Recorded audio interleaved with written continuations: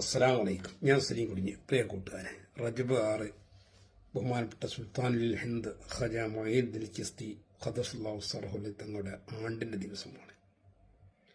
അജ്മീർ ഷരീഫിൽ ചെല്ലുക എന്നുള്ള വലിയൊരു സൗഭാഗ്യമാണ്. വല്ലാത്തൊരു ശാന്തമായ സ്ഥലമാണത്. അജ്മീർ ഷരീഫിൻ്റെ ആ കൗണ്ടറിലേക്ക് കടന്നു കഴിഞ്ഞാൽ വല്ലാത്ത മനസ്സമാധാനം അനുഭവിക്കും. നമ്മളൊക്കെ മറന്നിട്ട് അവിടെ ലയിച്ചിരുന്നു പോകും. അത്രയും ശാന്തസുന്ദരമായ സ്ഥലമാണ് അജ്മീർ ഷരീഫ്.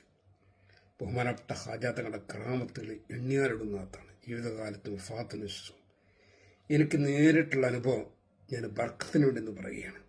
എൻ്റെ നാട്ടിൽ ഒരു ഉസ്താദ് മദ്രസ മുഅല്ലിമുണ്ടായിരുന്നു. അദ്ദേഹത്തിന് ഹജ്ജിന് പോകണമെന്ന് വലിയ ആഗ്രഹമുണ്ട്. സ്വയം നമുക്കറിയാം, ഒരു മുഅല്ലിമിൻ്റെ ശമ്പളമൊക്കെ കൂട്ടി വെച്ചാൽ ഹജ്ജിന് പോകുന്നത് വളരെ പ്രയാസകരമായ കാര്യമാണ്. അപ്പോൾ അദ്ദേഹം ചെയ്ത് നേരെ അജ്മീർ ഷരീഫിലേക്ക് യാത്ര തിരിച്ച് എല്ലാ നിബന്ധനകളും പാലിച്ചുകൊണ്ട് അജ്മീർ ഷരീഫിൽ പോയി ദുആ ചെയ്ത് തിരിച്ചു നാട്ടിലെത്തി.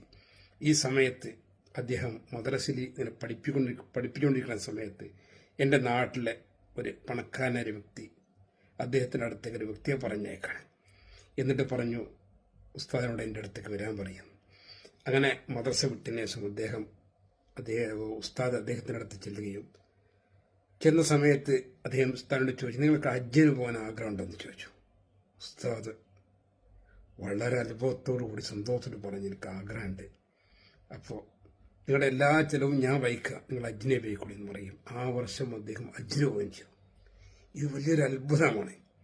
ഖാജാ തങ്ങളുടെ സമീപത്ത് ചെന്ന് 4 ലക്ഷം വെച്ച് ചെന്ന് എല്ലാ നിബന്ധനകളും പാലിച്ചുകൊണ്ട് ചെല്ലുകയും തിരിച്ചു വന്നപ്പോഴേക്കും അദ്ദേഹത്തിൻ്റെ കാര്യം നിറവേറുകയാണ്. ഇത്രയും മഹത്തരമായ ഔന്നത്യമുള്ള വ്യക്തിത്വമാണ് മഹാനായ ഖാജ മൊയ്നുദ്ദീൻ ചിസ്തി തങ്ങളോട്. ഒരിക്കലെങ്കിലും അജ്മീർ ഷരീഫ് സന്ദർശിക്കുക.